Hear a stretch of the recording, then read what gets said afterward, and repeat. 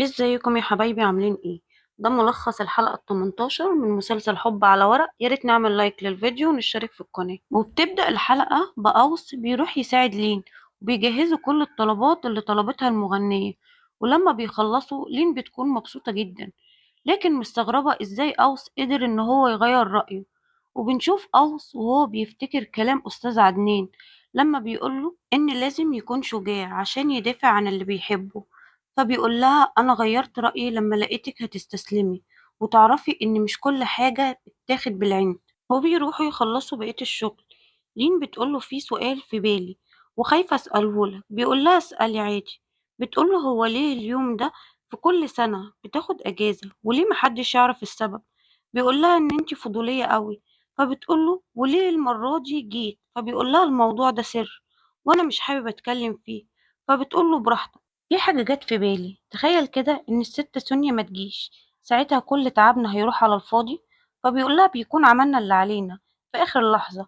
فلين بتقوله أنت تعرف إن الكلب بتاع مدير أعمالها موجود عند أمك في البيت، يعني ممكن إن إحنا نستغل الموضوع ده. بيقول لها أنا مش عارف أنت إزاي قدرتي تقنعي أمي إن هي تساعدك. بتقوله لو قلتلك بكلمتين حلوين هتصدقني؟ بيقول لها مصدقك لأنك تقدري تعملي أي حاجة. وبنروح نشوف مروان وهو بينادي على كنان وبيقوله خلي الشغالة تجهز لي البدلة الكحلي بتاعتي. وبتيجي جمانة بتقوله هو انت مش واخد بالك مني ولا ايه؟ هو انت ليه ما نفذتش اللي انا طلبته منك لحد دلوقتي؟ فبيقول لها طلبتي ايه؟ هي البنت صاحبة لين هتفضل موجودة في الشركة؟ فبيقول لها انت عارفة انا ما بسمحش ان حد يتدخل في شغلي. بتقوله بس ده مش شغل. وايه اللي خلاك تغير رأيك؟ انت ناسي ان انت ما كنتش موافق على الخطوبة؟ بيقول لها وانت بتأمني بالقدر وشايف ان لين مناسبة لأوس وهفضل وراهم لحد ما توصل للي هي عايزاه. وبيمشي ويسيبها. اما هالة بيجيلها اتصال من زيزي وبتقول لها ان هي مع لين عندها شغل كتير ومش هتقدر تيجي دلوقتي، وطلبت مني اقولك عشان ما تقلقيش عليها. بتقول لها شغل ايه؟ فبتقول لها الموضوع كبير وعاوزه اقولك ان هي ممكن تبات لي تاني يوم عشان تخلص الشغل. ومجرد ما بتخلص المكالمة بتلاقي سالم عمال يبص عليها وزيزي بتتعصب عليه. وجولي بتكون متضايقة من تصرفات لين وإن هي عنيدة وإزاي أوس موافق على اللي هي بتعمله ده. فياسمين بتقول لها إن أوس مطوعها في كل حاجة. وبتقول لها جوري موضوع العقد ده مش راضي يطلع من دماغي وحاسة إن وراه سر كبير وأنا لازم أعرفه لأن دي مش تصرفات أوس. وياسمين بتقول لها أوس اتغير كتير وعاوزة أقولك كمان إن هو أخد لها تيم من أشطر الناس اللي موجودين في البلد وراح عشان يساعدها. وبنروح لسالم اللي بيحاول يضايق زيزي، فزيزي بتهدده وبتقوله لو ما بعدتش عن وشي انا هكهربك دلوقتي. ولين لما بتشوفهم بتفضل تضحك وبتسألها زيزي مالك؟ بتقول لها ان اوس في اليوم ده من كل سنة بياخد اجازة، بس النهاردة هو جه. بس انا معرفش ايه اللي بيخليه ياخد اجازة، الوحيدة اللي تعرف جولي. وبتروح ياسمين لكريم بس بتلاقيه نايم وبتصحيه وبتقوله انا جيت عشان اروحك. بيقول لها انا لما لقيتك اتأخرتي قلت ان انت مش جاية، عشان كده اتصلت على صوفي تيجي تاخدني. وبتيجي صوفي وبتسلم على ياسمين وبتقولي كريم احنا هنروح نتعشى وبعد كده هوصلك البيت. وكريم بيقولي ياسمين ايه رأيك تيجي معانا؟ لكن ياسمين بتقوله لأ وبتمشي. وهي ماشية عمالة بتبص على كريم اللي كان ماسك ايد صوفي وبتكون غيرانة وبتقوله ياسمين ان هي بتحبك وغيرانة عليك وكلها كام يوم وهتيجي تقولك ان هي بتحبك. وبنروح للين اللي قاعدة مع عوض وعايزة تتكلم معاه. وبيقول لها انت عايزة تقولي حاجة؟ بتقول له انا عايزة اعرف ليه اليوم ده بتاخدوا اجازة. لو الموضوع شخصي مش لازم انك تقوله، بس الواضح ان جولي كمان هي عارفة السر. وبيقول لها انا كان عندي اخ. بتقول له ليه انت مش وحيد؟ فبيقول لها ايوه لكن اخويا ده كان صغير بس مات. كنت بحب الموسيقى والعزف على الجيتار وكنت عامل فرقة انا وصحابي، واخويا كان دايما بيجي معايا الاستوديو وكان بيحب يعزف. في يوم من الأيام عزف على الجيتار بطريقة جميلة جدا لدرجة أنا كنت مبسوط وكل الموجودين كانوا مبسوطين بعزفه، وكان اليوم ده كان أحسن يوم في حياته. فأنا خليت اليوم ده ذكرى.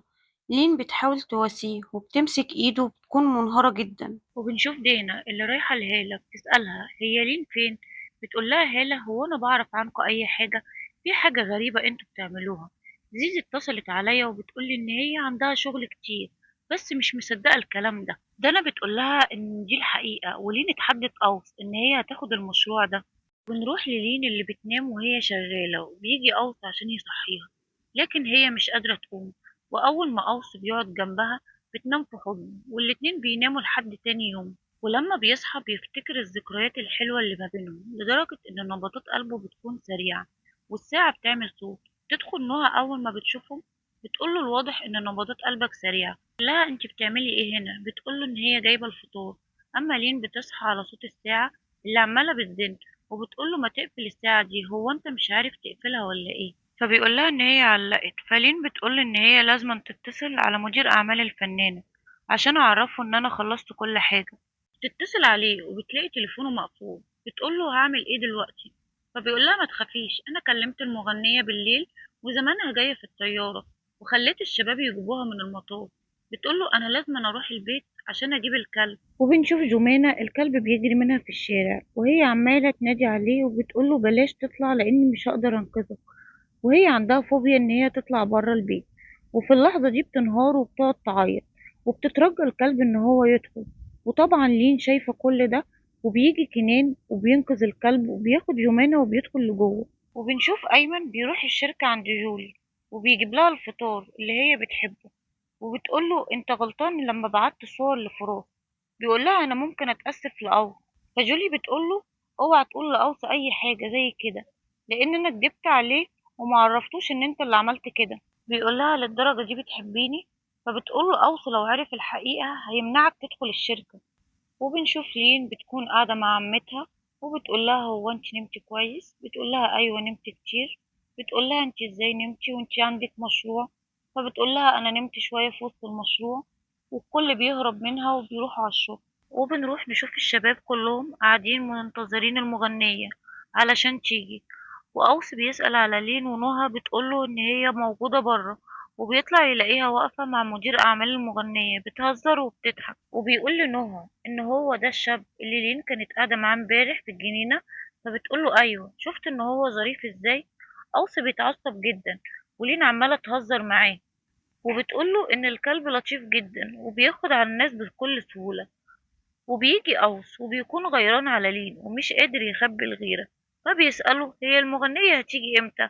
فبيقوله في أي لحظة، هي جاية في الطريق. وبتوصل للمغنية وأول ما بيشوفها أوس بيرحب بيها وبيقولها اتفضلي.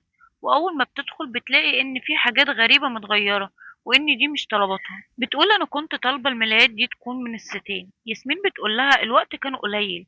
ولين برضو بتقولها أنا عارفة إن الحاجات اللي انتي طالباها محتاجة شغل كتير، واحنا وفرنا لك اللي انت طلبتيه على قد ما نقدر. المغنية بتتعصب جدا وبتقول لهم ان انتوا ما نفذتوش اللي انا طلبته منكم، وانا مش هعمل الحفلة دي، وهكلم مستر عدنان وهقول له ان الحفلة دي انا هلغيها. وبتتجنن لين وبتقول انا لازم أنا اجيبها من شعرها. وبيحاولوا الشباب ان هم يوقفوها، واوصي بيقول لهم سيبوها هي هتتصرف. وبتروح تقول للمغنية احنا تعبنا وما نمناش من امبارح عشان ننفذ لك اللي انت عايزاه، والست اللي جاية عشان تعملي لها الحفلة دي كانت تعبانة وكانت بتواجه الموت وكانت طالبة ان هي تسمع صوتك بس. وبتدخل لين وأول ما بيشوفوها إن المغنية جاية معاها الكل بيتصدم. وأوصي طبعا مصدوم، هي ازاي قدرت تقنعها. وبنشوف مروان وهو بيقول لجمانة أنا النهاردة هنام عندك في الأوضة، إيه رأيك؟ بتفرح جمانة وبتيجي لين، وأول ما بتشوفها بتتعصب. بتقول هي إيه اللي جابها، وبتسألها إيه اللي جابك عندنا؟ بتقول لها لين إن إحنا عندنا احتفال وجيت عشان أروح أنا وأوس. بتقول لها جمانة أوس مش بيروح أي احتفالات. بتقول لها كان في الأول بس دلوقتي أوس غير رأيه. ومروان بيقول لها لو أوس زعلك في حاجة تعالي قوليلي وأنا هاخد لك حقك. وجمانة بتكون تعبانة وبتحس بالصداع، وبتقول لها ليه أنا ممكن أساعدك، وبتعمل لها مساج وبتفرح.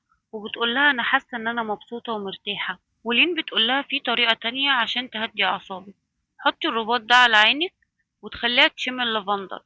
حاولي تاخدي نفس عميق عشان تهدى أعصابك. وطبعا جمانة بتكون فرحانة وبتقول لها لين إن إحنا لازم نتمشى شوية. لين بتاخدها وبيتمشوا وبيتكلموا عن الكلب. في اللحظة دي لين بتاخدها وتطلعها بره البيت. منى بتسيب ايديها وبتبدأ تمشي لوحدها، ولين بتاخدها وبترجع جوه البيت.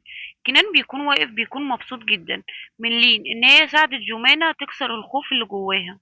وياسمين بتقول لكريم انا هوصلك على الحفلة بس مين اللي هيرجعك؟ بيقول لها انتي. بتقوله امال صوفيا فين ما جاتش معاك ليه؟ بيقولها ان هي مشغولة شوية. وبيروح كنان بيقول لجمانة ان لين بعتلها رسالة فيديو كول، بتقولها سامحيني على اللي عملته غصب عني، انا عايزة اعرفك قد ايه انت شجاعة. وجمانة بتقول لكنان ان هي مش فاهمة اي حاجة. وبيقولها في فيديو تاني بيكون لما طلعت في الشارع وهي مغمضة واتحركت بكل ارتياح وبتسأل كنان بكل فرحة، هو ده أنا؟ بيقولها أيوه. بتكون فرحانة إن هي كسرت الخوف اللي جواها. وهنا عدنان بيستقبل لين وأوف وبيشكرهم على اللي هم عملوه عشانه. وبيقول للين لولا إصرارك ما كناش عملنا كل ده في 24 ساعة. وبيقول لهم اتفضلوا. أوس بيقول له اتفضل انت الأول، احنا هنتكلم مع بعض شوية. أوس بيقول لها أنا مش حابب الحفلات والزحمة. فلين بتقول له أنا عارفة بس لازم تعرف إني نجحت في المشروع اللي أنا عملته النهاردة، بس المفروض إن أنا أحصل على مقابل. وبيقول لها اطلبي اللي انت عايزاه.